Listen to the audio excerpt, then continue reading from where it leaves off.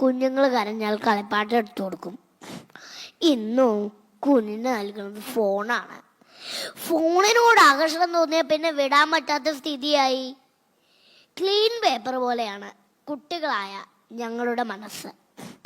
അതിലെന്ത് വരച്ചാലും പുല്ലിന്റെ പുറത്തുകൂടി നടക്കും പോലെ, പച്ചയിറക്കല വളയും പോലെ ആഴത്തിൽ പതിയും. വാട്സാപ്പിൽ നോക്കി നോക്കി കുഞ്ഞിനെ വളർത്തിയ ഒരു അമ്മയുടെ അനുഭവം നിങ്ങളെല്ലാവരും കണ്ടിരിക്കും. കുഞ്ഞിനെ സ്കൂളിൽ കൊണ്ടുപോകുമ്പോ, ഭക്ഷണം കൊടുക്കുമ്പോ എപ്പോഴും ഈ അമ്മ ഫോണിലാ. കുഞ്ഞിന്റെ മനസ്സിലോ ജീവിക്കുന്നത് ഇങ്ങനെ വേണം എന്നുറച്ചു. കുഞ്ഞങ്ങനെ വളർന്നു വലുതായി. അമ്മയോ ആവശ്യമായിട്ട് കിടപ്പിലുമായി. അമ്മയ്ക്ക് ആവശ്യമുള്ളതൊന്നും സമയത്ത് കിട്ടില്ല.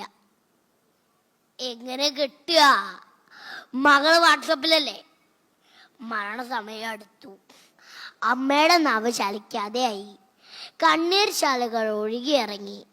തൊട്ടടുത്തിരുന്ന മകള് വാട്സപ്പിൽ ഏതോ ദൃശ്യങ്ങൾ കണ്ട് ആനന്ദലഹരിയിലാണ്. മകള് വെള്ളമൊക്കെ നൽകി, പക്ഷെ വയലല്ലാന്ന് മാത്രം. അമ്മയുടെ ജീവൻ വിട പറയുന്നതും മകൾ അറിഞ്ഞതേയില്ല. ഇത് സത്യമാവാതിരിക്കട്ടെ. ഫോണും ടിവിയും എല്ലാം ആവശ്യത്തിനാവാം, ലഹരി ആവാതിരിക്കട്ടെ. കുഞ്ഞുങ്ങൾക്ക് മൂല്യങ്ങൾ പകർന്നു നൽകണം. ചെറുപ്പത്തിൽ കൊടുക്കുന്നതാണ് നിലനിൽക്കുന്നത്. സനാതന ധർമ്മ തത്വങ്ങൾ മഹർഷീശ്വരന്മാർ പകർന്നു നൽകിയ ആ മൂല്യങ്ങൾ നമുക്കും പിന്തുടരാം.